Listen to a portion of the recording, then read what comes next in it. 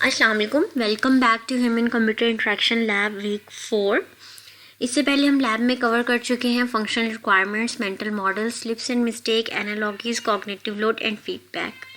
आज की लैब में हम कवर करेंगे फ्लो चार्ट्स। पहले हमारा प्लान था कि हम लो फिडेलिटी प्रोटोटाइप को भी S1 में कवर करेंगे, but due to unforeseen reasons जो है वो पॉसिबल नहीं है।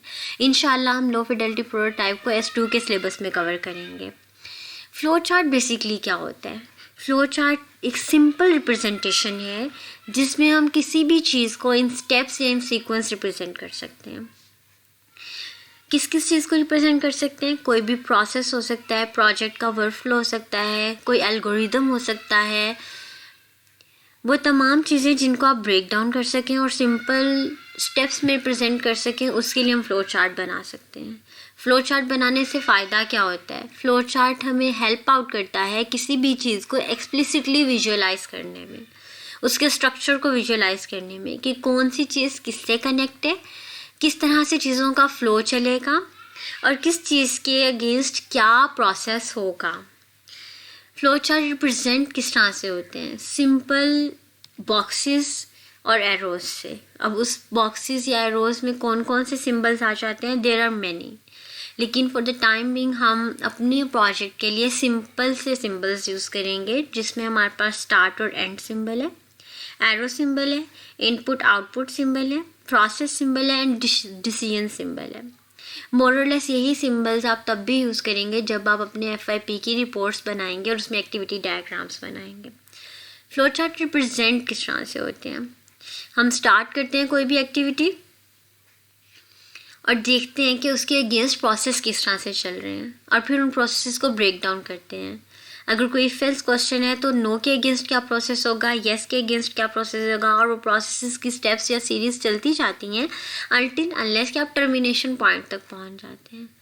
फॉर एग्जांपल, अगर आपने कोई वीडियो अपलोड करनी है तो उस एक्टिविटी का सिंपल प्रोसेस क्या होगा कि आप स्टार्ट करेंगे प्रोसेस को, वीडियो आपने जो भी अपलोड करनी है या एडिट करनी है, अगर कोई उसका पर्टिकुलर साइज़ है आप उसको चेक करेंगे, फिर अपलोड करेंगे। अगर आपने अकाउंट बनाया हुआ है तो उसको वेल एंड गुड है, आप इजीली अपलोड कर लेंगे। नहीं बनाया हुआ तो आपको अकाउंट बनाना पड़ेगा। लॉग इन है तो क्या होगा, लॉग इन नहीं है तो क्या होगा। तो this is how your flow chart represent sequence of activities one by one.